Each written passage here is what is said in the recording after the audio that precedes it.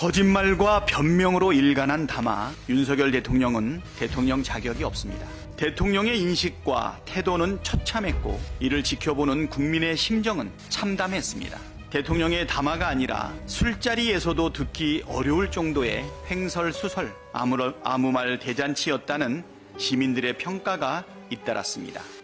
마음이 아무리 아프고 하더라도 자기 그 가족과 이런 것에 대해서 자기 주변 일에 대해서 특혜를 준다는 그거는 국법을 무너뜨리는 거기 때문에 그건 절대 안 된다고 생각합니다. 그걸 못할 거면 대통령을 그만둬야 된다고 생각합니다. 그런데 이 특검 문제에 대해서는 한이 만일을 국회가 결정해서 또 국회가 사실상의 특검을 임명하고 방대한 수사팀을 꾸리는 나라는 없습니다. 그거는 명백히 자유민주주의 국가들의 상권 분립 체계에 위반되기 때문입니다. 가족에 대한 범죄 그리고 자신의 부정과 비리를 감추기 위해 거부권을 남용하며 이 국민을 대표하는 대의기관인 국회의 입법권을 침해하는 것이 위헌이고 위법이죠. 역대 어느 정권에서 이걸 대통령이 한이만이를 결정을 했습니까? 법, 공정, 상식 그렇게 강조를 하면서 정작 본인이 말하는 거는 지금 제왕적인 대통령 권한을 통해 국회 권한을 무력화시킬 수 있다. 지금 이런 헛소리를 하고 있는 거죠. 어떤 사건에 대해서 수사권을 발동할 것이며 어떤 사건에 대해서 어떤 검사에게 사건을 배당할 것이냐는 것은 그거는 법 아무리 나와도 이거는 헌법의 기본 상권 분립의 본질인 그건 행정권의 고유한 부분입니다. 특검이 3건 분립 위배라면서 정작 자신은 왜 박근혜 전 대통령을 수사하는 특검에 참여했습니까? 죄 지었으니 특검을 거부하는 것이라던 자신의 말 그대로 죄를 지은 게 많아서 특검을 거부하는 것으로밖에 달리 설명할 길이 없습니다.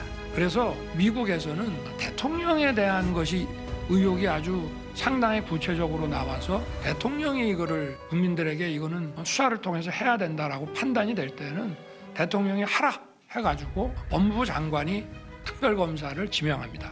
일반 연방검찰청에 주질 않고 별도의 특별검사를 임명합니다. 그리고 과거에 이제 이란 컨트라 케이스 같은 경우에 미국 국회에서 특별검사법이라고 하는 거를 사실은 공직자윤리법의 한 조항인데요. 그 경우는 국회가 이거는 특별검사로 좀 수사를 해야 되지 않느냐는 결의를 하게 되면 임명할지 말지 여부는 법무부 장관이 판단하게 돼 있어요. 그리고 그런 케이스인 경우에는 법무부 장관이 판단하면 특별검사를 법무부 장관이 임명을 안 하고 워싱턴 연방고등법원에서 그 검사를 임명하게 돼 있습니다. 그런데 그 법도 계속 상권분립 위반 논란에 한 10년 이상 빠지다가 결국 그 법이 이제 소멸됐습니다. 그게 뭐냐면 왜 수사를 담당할 검사 임명을 판사가 하느냐? 이거 상권분립에 안 맞다. 기본적으로 이 특별검사에 대해서는 우리나라에서 이게 도입이 될 때에도 김대중 대통령 시절에 아마 올로비 파업유도 특검이 아마 최초였던 것 같은데요. 그때도 위헌 논란이 많았는데 대통령과 여당이 오케이 하면 이거는 뭐 과거에 법무부 장관이 받아들이는 것처럼 하면 되는 거 아니냐 해서 이루어진 것입니다. 그래서 대통령과 여당이 반대하는 그 특검을 임명한다는 자체가 저게 법률로는 뭐든지 된다는 것이기 때문에 이 자체가 이제 기본적으로 헌법에 반하는 발상이고요.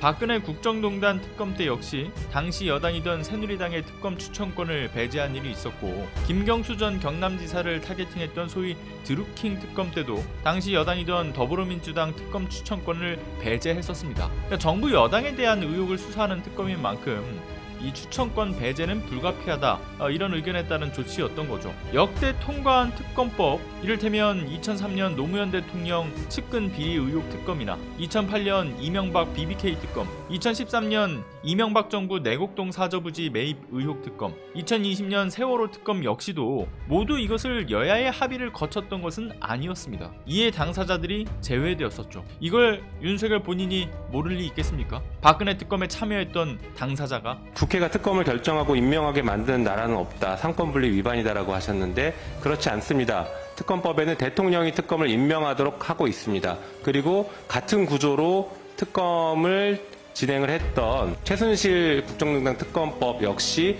헌재에서 합헌이라는 결정을 이미 했습니다. 그러면서 대통령께서는 이 얘기까지 하셨습니다. 대통령과 여당이 받아들이면 그때는 특검을 할 수 있는 것이다. 그런데 대통령과 여당이 받아들이지 않는 특검을 밀어붙이기 때문에 위헌이다라고 얘기합니다. 그 말을 그대로 좀 되돌려 드리겠습니다. 역대 정권에서 특검을 대통령 혹은 여당이 수용했던 것보다 지금 김건희 여사와 관련된 의혹이 훨씬 더 많이 나오고 있고 훨씬 더 구체적인 증거까지 나오고 있습니다. 이 정도면 대통령과 여당이 빨리 수용을 해야죠.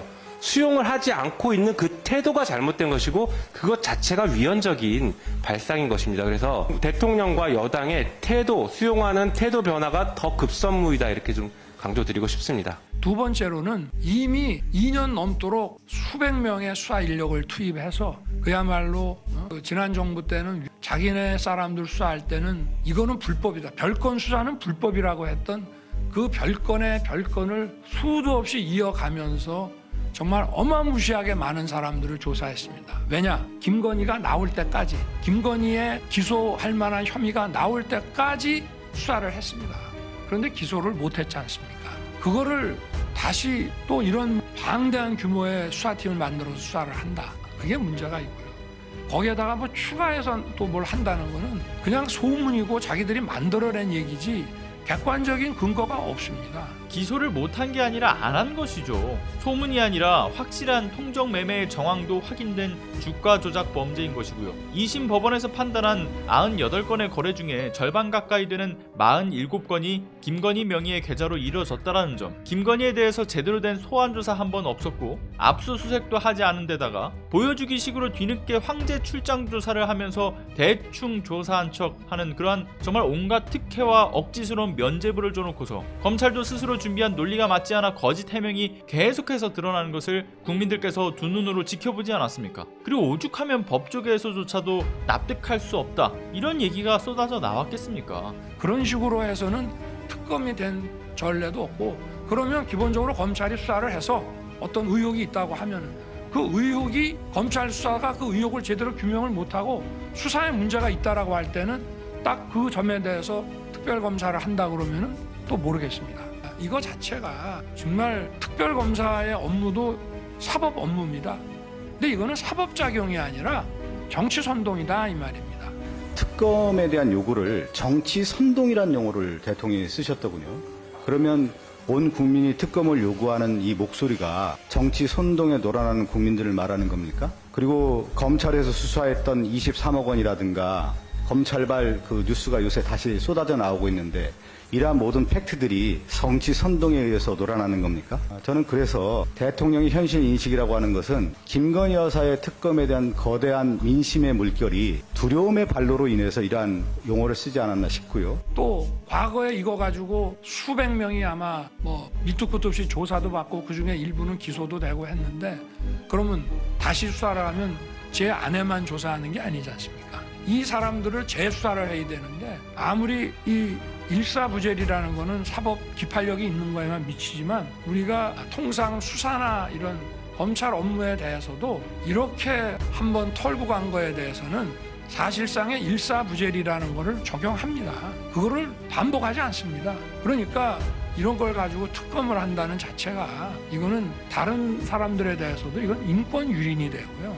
이거는 헌법을 수호할 궁극적인 책임을 대통령에게 두고 있는 우리 이 헌법 제도 하에서, 물론 더 궁극적인 헌법 수호 세력은 뭐 국민의 저항권이라는 말이 있지만 일단 헌법 제도의 틀 안에서는 그거를 대통령이 그냥 받아들이게 되면은 이거는 앞으로 이런 일이 막 반복이 된다 그러면은 정말 정치적인 이런 사법이라는 이름을 쓰고 이런 꼭 필요할 때 써야 되는 칼을 정치에 가지고 와서 하게 되는 그런 거를 초래한다고 하는 말씀을 이미 여러 차례 제가 드린 건데 다시 한번 반복해서 드리는 것입니다. 일사부재리의 원칙은 형사소송법상 유죄 또는 무죄의 판결이 확정된 경우에 해당되는 사안입니다. 동일 사건에 대해 판결의 효과가 적용되었으면 두 번 다시 공소를 제기하지 않는다라는 것이죠. 그런데 뭐 김건희에 대해서 판결이 확정되었습니까? 검찰의 관행이라는 식으로 말하는데 그럼 이재명 대표에 대해서는 지금 어떻게 하고 있었습니까? 일사부재리라는 게 확정 판결까지 적용되지 않으니 검사들이 항소하고 항소심에서 기각돼도 또다시 상고해서 끝까지 괴롭히는 거 아닙니까? 그리고 심지어 이재명 대표의 경우에는 무죄 판결까지 받은 것까지도 다시 끄집어냈잖아요. 그리고 특검을 거부하는 자가 범인이라더니 이제는 특검은 삼권 분립에 어긋난다? 야, 어떻게 궤변도 이런 궤변이 없지 않습니까?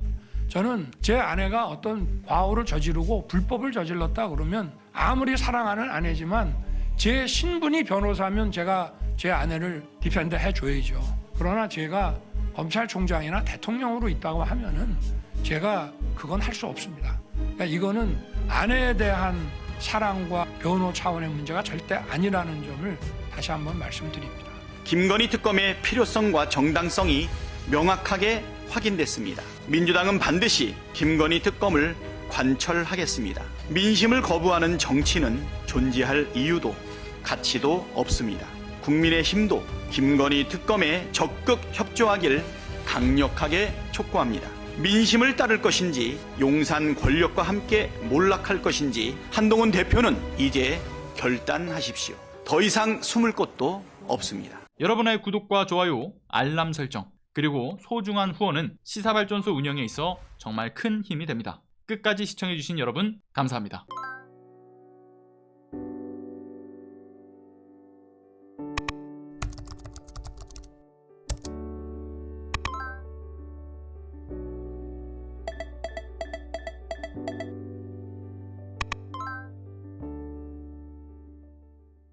안녕하세요.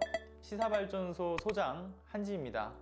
시사발전소는 진실을 찾는 민주언론으로서의 역할을 다하기 위해서 다양한 방법으로 활동을 이어나가고 있습니다.